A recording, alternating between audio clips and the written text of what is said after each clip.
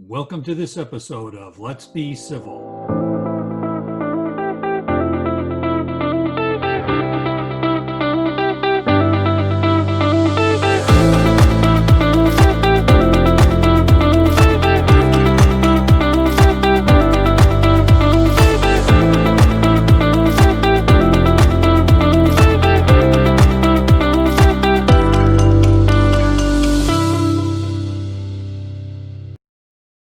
Today I'm speaking with Mike Faubel on Let's Be Civil.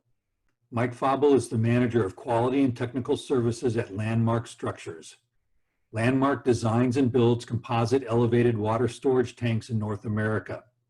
Mike started his career as a quality control technician at a ready-mix concrete company in North Carolina. Okay, welcome everybody to another edition of Let's Be Civil. And Mike is here today with us. I think this is going to be a pretty interesting interview, conversation, because, and I'm not going to give stuff away, but Mike's got an interesting job, which he's going to tell us about. But I'll let him give us a little background about him first, and then we'll get into the kind of work that he does. Well, thank you, John. I appreciate that. I'll go into my background first. My name is Mike Faubel. Currently, I work for a company called Landmark Structures. We're a specialty design build contractor that builds specifically composite elevated water towers. I've been doing that work now for about 17 years. Grew up in the concrete business specifically. My grandfather started a ready-mix concrete company. And my dad and his brother and several other paternal relatives have been involved over the years in concrete around the country. I grew up in different parts of the country, spending summers with my dad, driving, scooping in a front end loader, climbing conveyor belts and many other things that OSHA would probably frown on these days. But learned a hard work and a good solid work ethic in that, and so you grew up in the business, basically. I did. Well, I grew up in concrete, and I grew up. Did you get paid as a kid when you were a kid doing all these things? Did you get paid? I'll say my parents believed in wholeheartedly in child labor and not so much in child labor laws. I got paid by getting to eat, and I had a roof over my head, and was happy for it. I did get paid for that work. There was other work I did. A lot of the things I did during the school year, because my dad traveled around the country. I was, along with my cousins and other folks, we all lived in the same area, rural Illinois. I learned the value of service early. We mowed it was a weekly deal. When I wasn't on the job site, I was mowing yards for the pastor at the parsonage, or for grandma, or for other folks in the church that needed it, along with washing windows and roofing and anything else that I could be put to work with. Like I said, my family was, we believed if you kept your hands moving, you didn't have time to get into other things. Right. So So real quick, before you tell us about building these structures, did you guys build the one that's in my town? We did. Yeah, okay. Did. We had a couple that are in your town, actually. Okay. I think we might have talked about that before, but I couldn't remember if you guys did the one by us. So we've Landmark Structures has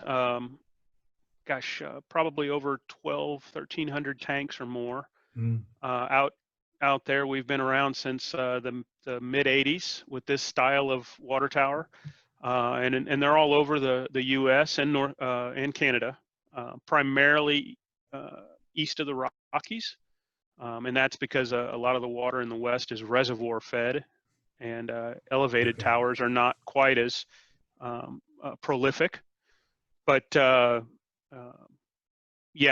are not very many towns of medium or large size around the country at this point that wouldn't recognize one of our tanks or So you had a towers. picture I sure of one of do. that I thing. sure do.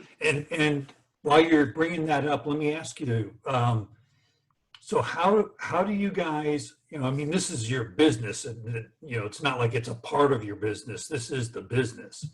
Mhm. How do you guys get involved in building something like this for a community? Does the community reach out to you? Do you have to be on the lookout for notifications that a city's wanting to do a water tower? How does that work? Yeah. So obviously, we work a lot in municipal work. So we work for city of Washington, D.C., city of Austin, Texas, city of San Marcos. Also water districts. Some cities, their utilities are handled by at the district level. Some, smaller towns will group together into a water district or a special utility district. You see that around Texas quite a bit. All of our tanks, well, nearly all of them are potable water tanks. So they're freshwater tanks. And we have a good idea of the bids out in front of us by several years. A lot of these bids take a couple of years to come together. Sometimes a city council that realizes they need to replace existing infrastructure, it may take a decade for that to come around, and it may be an entirely different council that we're working with by that time. The ones that are shorter and hit the radar quickly are the ones, so elevated water tends to follow residential growth, Right. which is one of the reasons we've been so successful in Texas. Is Right. you look at the last 20 years, and particularly the last 10, the number of people moving to Texas drives elevated water storage, which is regulated. So explain to me why we need an elevated water tank or water tower. yeah, What is that doing? first and foremost, fire protection, because it provides water pressure to the system without the use without the assistance of pumps and things like that. Secondarily, but much more uh, gets used is as a capacitor. Water is just like electricity when it flows through pipes. If there's greater demand on the pipe, then you have to have a greater volume of water running through that pipe.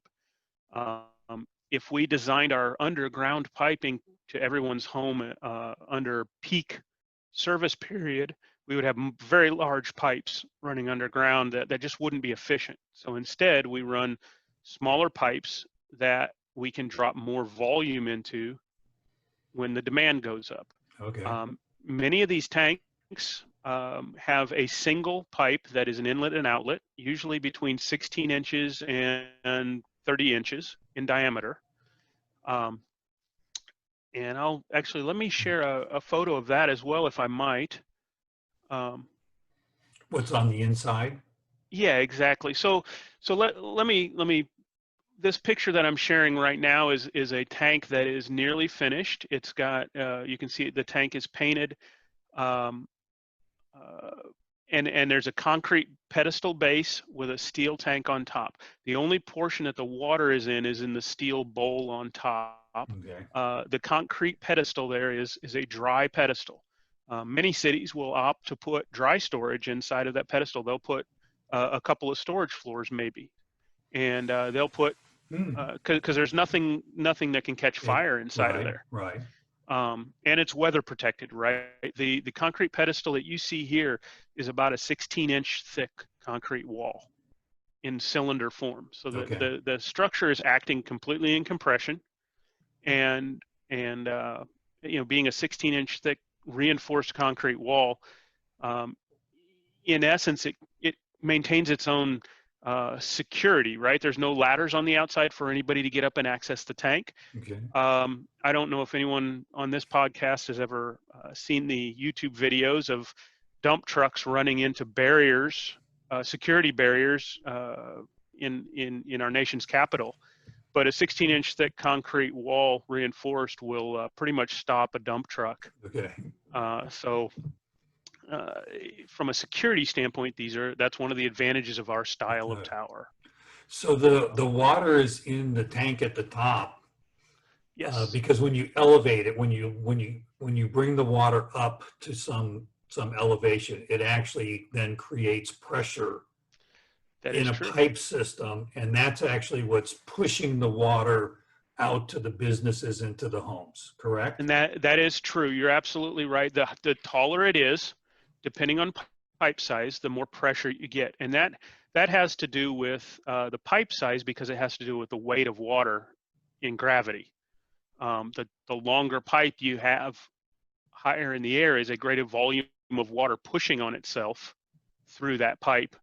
So when we talk about pressure, we're not really talking about the pressure of the 2.5 million gallons of water that's at the top in the tank. We're talking about the pressure that's created from the weight of the water that's sitting inside of that pipe. Gotcha. So why in larger, so in small cities, you'll see just one of these. Mm-hmm. And then you get to some larger cities and you might see 2 or 3, something more than one. Why does a city, is it just volume of people, or is there something else that is happening that you have so more than one? Primarily it's users, number of users. You need X amount of water per capita elevated. And I will tell you that the elevated water is about 10% of the total water capacity of a city. So if a city has 80 million gallons of water on the ground, they're going to have 8 million in the air.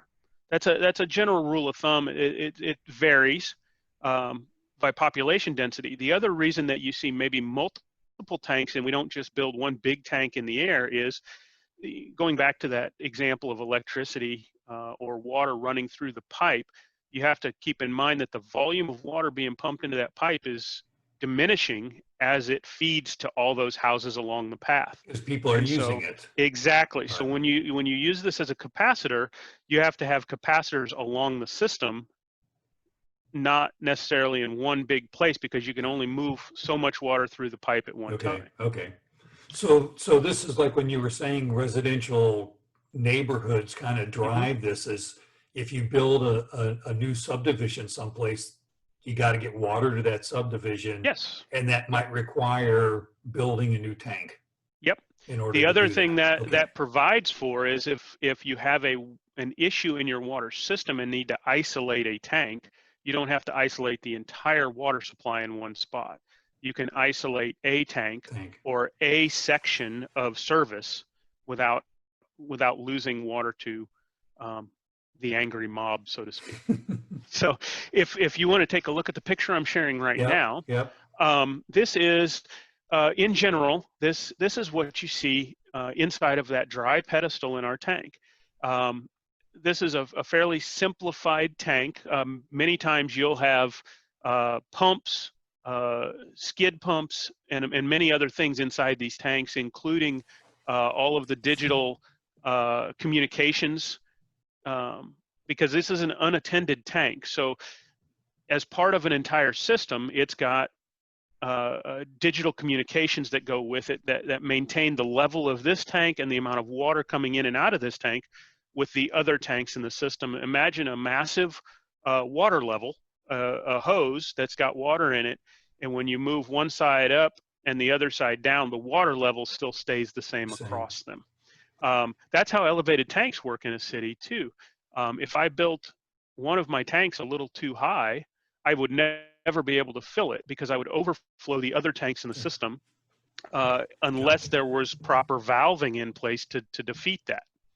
So that's another, it can be an efficiency in the system, but it can also be an issue in the system if they don't have the proper valves installed. But you can see in this picture, there's one pipe going in and coming out of the tank, period. And so it fills in off-peak times and it empties in peak times. A tank like this, 2.5 million gallons, and it, in a big city like Dallas, Texas, this would cycle 6 to 8 times a day. In a smaller city, you may only cycle this every couple of days. Okay. Okay. The potable water in your system in elevated water is cycled usually at least once a week, and more frequent than that in hotter climates, because this is chlorinated water, it's treated water, and that treatment degrades over time based on temperature. So I see some devices in here. Yep. So you've got some monitoring equipment that We it do. would look like, and so are you monitoring flow? Are you monitoring pressure? Yes, very Um, very good question. So, and I don't know if you can see my cursor well, we'll sitting on see. I'm top of not the sure. shared picture. Okay.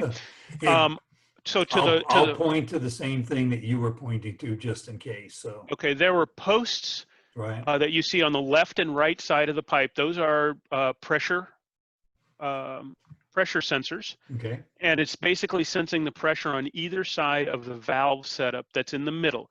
The very center, you see two blue manually operated valves. Okay. Those are the A- little And steering wheels. yes, the little Yeah. steering wheels, and those are there simply as a manual cutoff. If in between those two, you see a gray motorized operated valve. It's called an MOV, Okay. and that is what is cellularly controlled by the main personnel several miles away at a water station. Okay. And that valve right there can be opened and closed remotely, and it also gives measurements of what degree angle it is open, what percentage it is open, and things like that.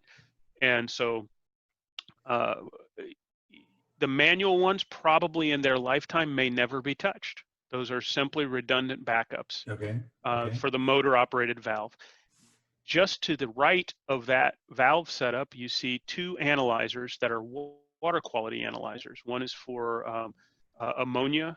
It's called an ammonia analyzer, and the other one is a chlorine analyzer. And those are simply real-time monitors, again, that are remotely sensed in order to verify in the system that the water going in and coming back out meets the water quality standards, in this case of the Texas Environmental Quality. Right. Right. So this is Wi-Fi. Data is Cellular, yes. yeah, data, Cellular, yep. basically data is being sent, in the cloud. Mm-hmm. Where does it go? Where does the data go? Do you guys have a data center that you store this information? Yeah, Or so that's the city. The city has a water plant, the water treatment plant. okay. And so the technicians are able to sit at the water treatment plant and control the levels and real-time quality monitoring, pressure, temperature, and chlorine levels of the water going in and out of the system, of not just this, but the 10 or a dozen other tanks they have in their system.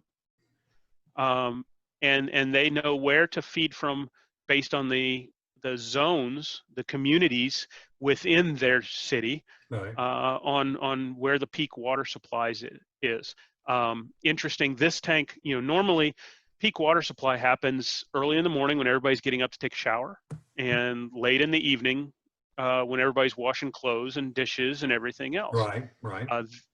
This particular tank is in a business park, and so you can imagine its peak usage is actually during the day when people are in their offices. Well, certainly not since Right. January, February, but Right. normally under normal use, its peak time will be during the day, and then late or overnight on periodic days, because if they're feeding any of this water into irrigation at the business parks, that's going to happen on a regulated degree on 2 days a week or 3 days a week Right. during particular hours. Sure. That are required by local regulations. So So you sent me a video. I did. Yeah. We'll get in, if you don't mind. I'd like to get into the construction of this a little bit. Let me unshare so that you can share. Okay.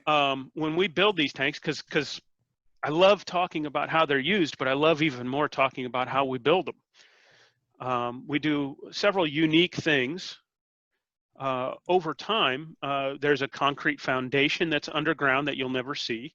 There's a concrete pedestal that we've discussed that is usually an 8 to 16-inch thick wall that's reinforced.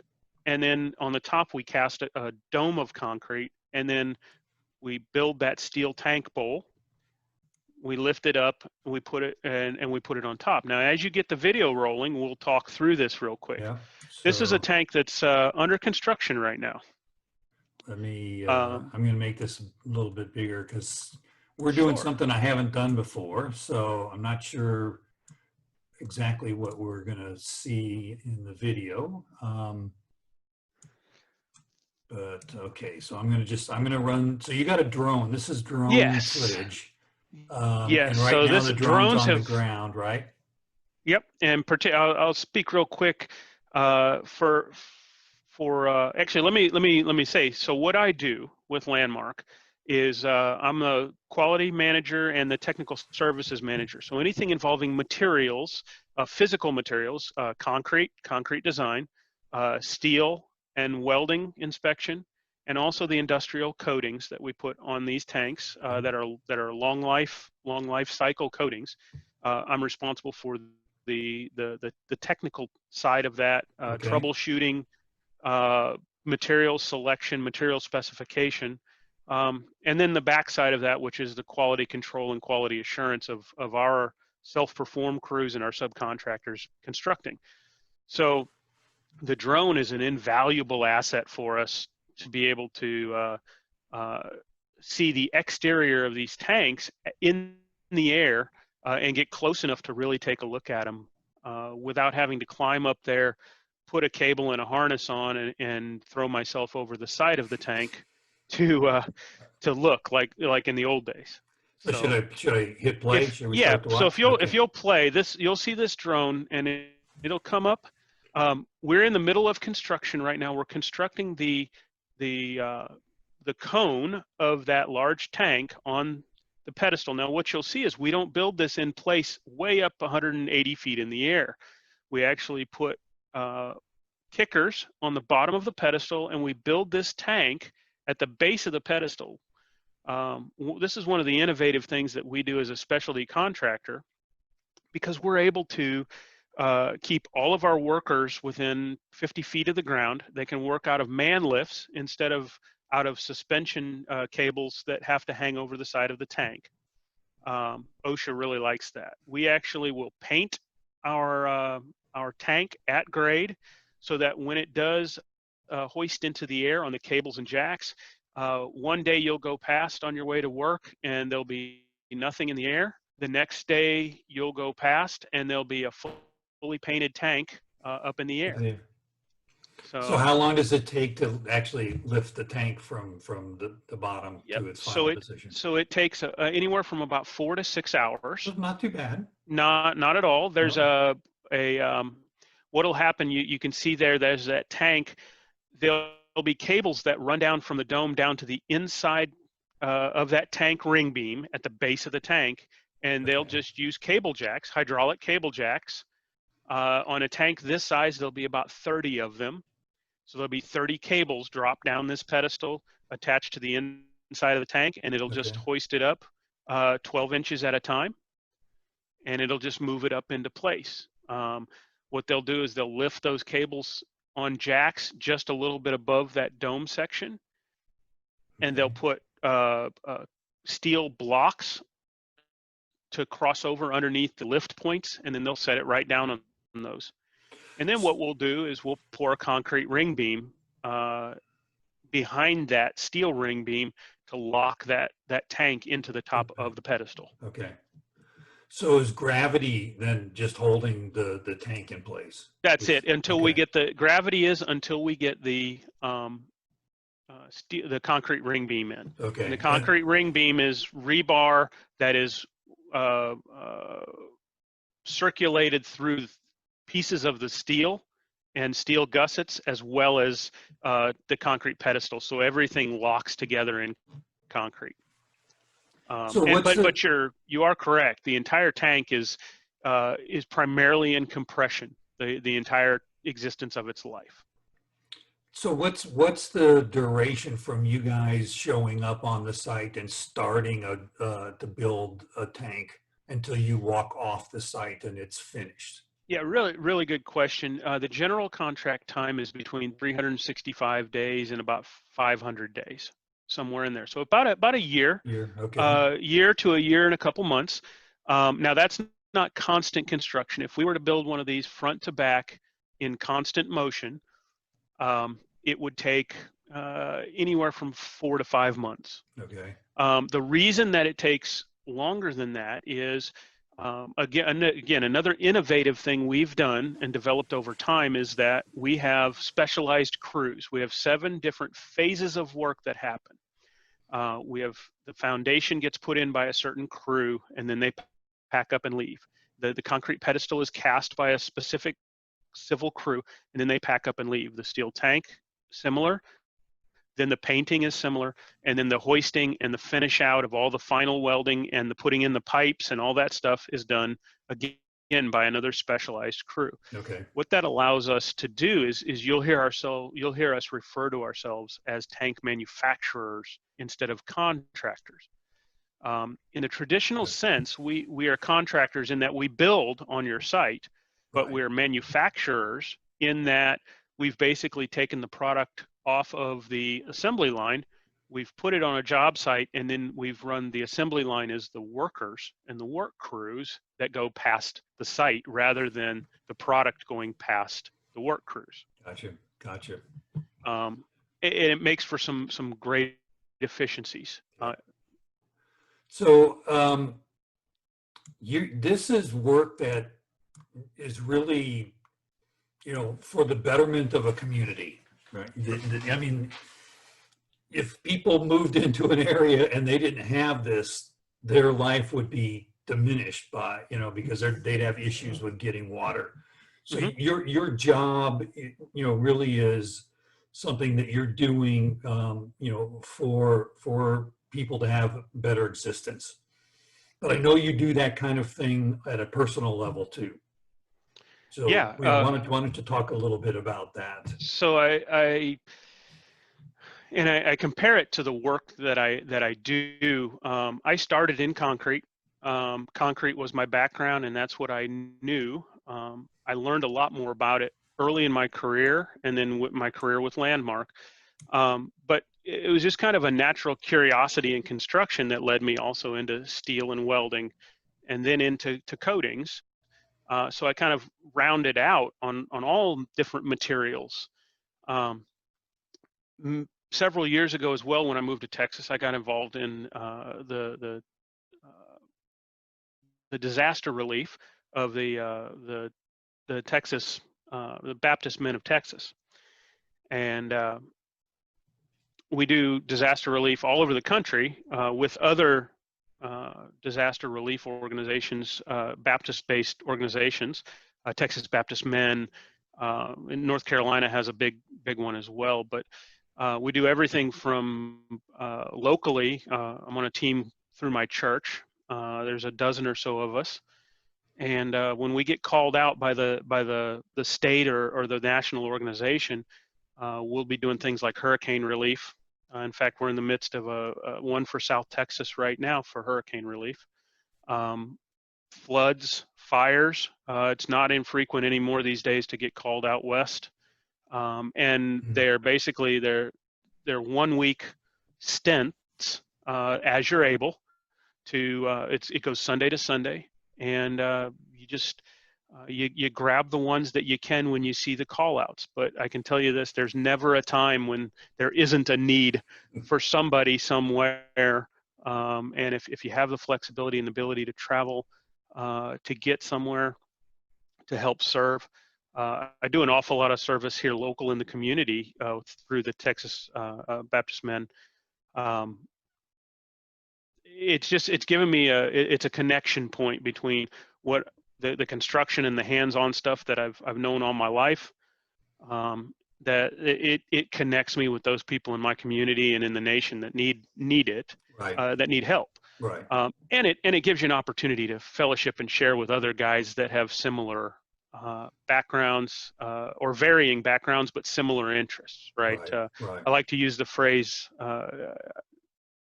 Landmark gives me the opportunity to work to support my mission habit. So I appreciate you asking me about that, because I love to speak on it. And it's a varied thing too, right? In one call out, you could be literally serving food or washing clothes, and in another one, you might be overseeing the complete tear out of the interior of a neighborhood's worth of houses. So it's a lot of different work. So you'd be involved in this regardless, but your Yeah. career actually gives you a knowledge and a skill set so I would suspect the reason is you're probably more involved in the disaster relief stuff is partly because you know what to do, or you know what can be done. If, like you said, that there's damage to some infrastructure or buildings or something like that. Yeah, it's you could say that they go hand in hand. It's really more of an approach to life. Stay curious, and serve. Right. And I guess you call it the 800-pound gorilla in the room is COVID. The opportunities to serve, particularly locally with COVID, are myriad. I rarely meet somebody who doesn't want to help. Right. They just don't know how to get that connection to help. Right. And well, what would you say? We got a minute or so here. What would you tell somebody that's looking for a way to give back to the community? So based on the things that you do, what would you tell somebody, like call this group or look for this kind of a use Google, use the internet to your advantage. Personally, I'm connected through my church, and then also through local missions, but literally by reaching out. So be present and reach out. It should not satisfy you just to say, well, I want to help, I just don't know how to. Right. I would say reach out. If you feel so inclined, go to a local church and ask what you can do to help. I guarantee you, people in this world that need help have been in church offices asking for help. They can help get you connected. But your local food bank, your local homeless shelter, there are national organizations, Red Cross. There are other disaster relief organizations that are out there. Get online and find a way to get active. It's not hard if you're willing to step out and do it. Yeah. Let me ask you one more thing here real quick, kind of jump back to where. Sure. Why did you choose to get involved with building water towers for a career? That's an excellent question. Because it's not. It really is. It's not your run-of-the-mill. No, I didn't grow up with that. Right. I grew up in concrete, building different structures. Enjoyed it, but I went away from it during college. I tried to get a business degree and go the different direction. Right after college, I ended up in a management training program with a ready mix company, right back in concrete. And from there, I really, that management training program showed me that I really had an interest in the technical side of concrete, the chemistry, the science of it. And it turned out that this particular contractor, Landmark, was a customer of the ready mix company I worked for. And really, it wasn't a matter of interest, it was a matter of people. I worked for a boss at the ready mix company I worked for who was willing to share his knowledge and his experience with me to prepare me for that next step. I ended up interacting with the ownership of Landmark, and it was the people connection that carried me on. And then when you talk about going from concrete into steel and welding, into quality management, into coatings, it's the people and the network. And if I could share one thing from a professional side to anybody really, but particularly young folks, get involved in professional organizations that are related to your industry. There is no better way to build a network, and there's no better way to learn and to never stop learning than to get involved in the standards and the committees and the professional organizations that are related to your industry. Excellent advice. It is, that's it right there. Yeah, That's yeah, the key. Yep. Yep. And I can tell you by personal experience, the people I interacted with literally 20 years ago, and then 15 years ago, and then 10 years ago, as I got involved in professional organizations, are the people that I still work with to this day. Well, and unfortunately, I'm one of those guys for you. So, or fortunately, I just don't know how I'm going to fill the shoes of the giants of industry later in my career. So don't go away anytime soon, please. It won't be a problem for you. You do good work. So, hey, I appreciate your time greatly. This was really, really interesting, particularly that, you can see a bridge easily. You can see buildings and stuff easily. There's a lot of things that go on in the world that are, easily seen, and you watch them, be built as you walk around, drive around. But something like this, you can't get up close to it and these sorts of things, and you can't be looking down from above as it's going up. And so being able to have, this conversation of why do you do what you do, how do you do what you do was really very, very fascinating. So I appreciate it greatly. Absolutely, no problem. And I will say that, and I have been accused of this before, that you've now been infected with the disease that you'll rarely be able to go past your environment now without seeing a water tower. People tell me that once they get to know me, they see water towers all over the place. So good luck with that. Yeah. All right, sir. You have a great rest of your day, and I really appreciate you being a guest on our Let's Be Civil podcast. Absolutely. Thank you, John. Yep. Take it easy. All right. Bye-bye. Yep. Bye-bye.